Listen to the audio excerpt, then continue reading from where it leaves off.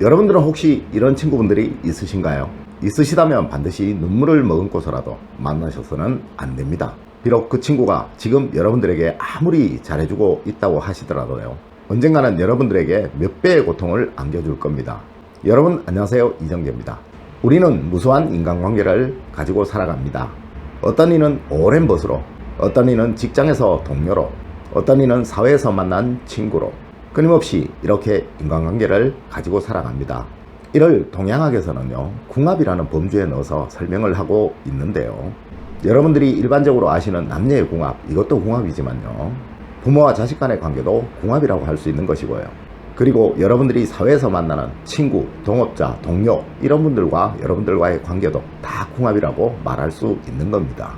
이제부터는 여러분들이 사회생활을 하시면서 만나는 동업자, 동료, 친구, 이런 분들과 궁합에 관해서 이야기를 나눠보는 시간을 가져볼까 하는데요, 특히 그 중에서 오늘은 여러분들에게 우리 선조분들께서 말씀하셨던 절대 궁합에 관해서 논하지 말아야 될 5가지 사람들은 어떤 사람들인지, 또 왜 그러한 말씀들을 하셨는지 우리 선조분들의 해안을 빌려서 이야기를 나눠보는 시간을 한번 가져볼까 합니다. 논어에 보면 이런 말이 나오죠. 유붕자원 박내면 불영 낙화하라. 이 말은 벗이 있어 멀리서 찾아오면 이 얼마나 기쁜 일인가 라는 그런 말이죠. 이렇게 우리 선조분들은 벗을 아주 중요한 자기의 분신과도 같이 그렇게 생각을 하셨었다라는 겁니다. 여러분들은 혹시 이런 친구분들 한 분씩 가지고 계신가요? 우리가 일생을 살아가면서 이런 친구들 하나씩만 가질 수 있다면 정말 기쁜 일일 거예요. 현대사회가 너무도 많은 사회활동을 요구하고 있고요, 많은 친목 모임도 하고 있고요, 또한 많은 사회적인 관계 속에서 우리가 살아갈 수밖에 없기 때문에 대부분의 분들이 이렇게 멋진 친구는 아니더라도요, 친구라는 미명하에 인적 관계를 맺고 살아가시고 계실 겁니다. 이렇다 보니 사람으로부터 받는 그 스트레스는 말할 수 없이 큰 건 역시 사실입니다. 여러분들은 과연 주변 분들을 얼마나 믿으실 수 있으며, 또 여러분들은 과연 그분들에게 얼마나 믿음을 주고 계시나요? 우리 선조분들께서는 벗을 사귐에 가장 중요시 했던 것이 이 붕우유신이라는 말입니다. 벗은 믿음이 있어야 된다. 여기서 신이라는 말은 믿음이라는 이야기죠. 우리 선조분들께서 멀리해야 될 친구, 절대 가까이 두어서는 안 되는 친구를 구분하는 기준으로 이 믿을 신자를 생각했었다라는 이야기입니다. 그래서 믿음이 없는 친구를 가장 나쁜 친구라고 생각을 하셨었다라는 겁니다.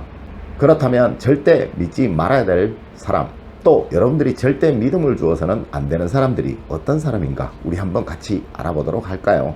첫 번째가 나쁜 일을 같이 하려는 사람입니다. 여기에서 가장 중요한 말은 가치라는 이야기입니다.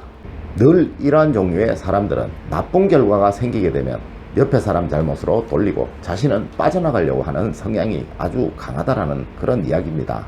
사람이 세상을 살아가는데 어떻게 늘 바른 일만 하고 살아갈 수 있겠습니까? 간혹 불법도 저지르고 불합리한 일도 하고 그렇게 하고 다들 살아가시죠. 여러분들도 운전하시면서 범칙금 한두 번씩 다 내보셨잖아요. 그런데 제가 드린 말씀은 이런 종류의 불법이 아니고 간혹 어떤 일을 행함에 있어서요, 시작부터 불합리하고 불법적인 그런 일들에서 옆에 사람들을 자꾸 끌어들이려고 부추기는 그런 사람들이 있다라는 얘기입니다. 절대 좋은 사람들은 이렇게 필수 불가결하게 불합리한 일들을 해야 할 때는 자기 스스로 혼자 하지 절대 옆에 사람들을 끌어들이지 않습니다.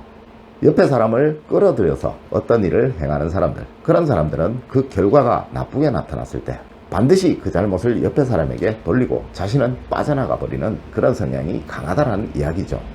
두 번째로 약속을 지키지 않는 사람입니다. 세상에서 가장 중요한 모든 것들이 이 믿음과 신이라고 여겼던 우리 선조분들의 가르침에 정면으로 반하는 이야기죠. 작은 약속을 쉽게 생각하는 사람은 나중에 큰 약속 역시도 반드시 중요하게 생각하지 않는다라는 겁니다. 3살 버릇이 8까지 간다라는 우리 속담이 있죠. 우리 선조분들께서는 이렇게 작은 일을 소중히 여기고 열심히 하는 사람이 큰 일 역시도 소중히 여기고 열심히 할 수 있는 사람이라고 믿었어요. 또한 작은 약속을 쉽게 깨는 사람은 나중에 큰 약속 역시도 쉽게 깨는 사람이라고 믿어서 경계를 하셨다라는 겁니다.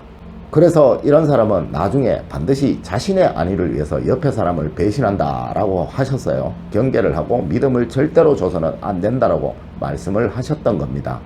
셋째, 거짓말을 잘하는 사람입니다. 여기에서 말하는 거짓말은 하얀 거짓말 이런 것이 아니고요. 정말로 남을 속이기 위한 거짓말을 말하는 겁니다.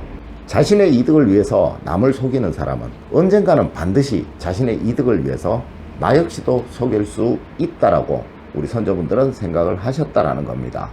이러한 부류의 사람들은 자기의 이득을 위해서 남을 이용하는 사람의 부류이기 때문에 현재는 비록 상황이 그렇지 않아서 나를 이용하거나 나를 속이고 있지 않다고 하더라도요. 만일 상황이 그렇게 변하게 된다면 반드시 나를 속이고 나를 이용해서 자신의 이득을 취하는 그런 사람으로 변해갈 것이다 라는 것. 그것을 우리 선조분들은 아시고 이런 사람들에게는 절대 믿음을 주어서는 안 된다라고 경계를 하셨다라는 겁니다. 네 번째로 서열을 만들려는 친구입니다. 벗이라는 것은 반드시 동등한 위치에서 유지돼야만 하는 겁니다. 이런 친구들의 전형적인 특성은 이간을 잘하고 아첨을 잘하며 나보다 못한 사람들을 깔보는 그런 성향들이 있습니다. 지금은 비록 아닐지라도 세상의 모든 것들은 다 변해가게 마련입니다.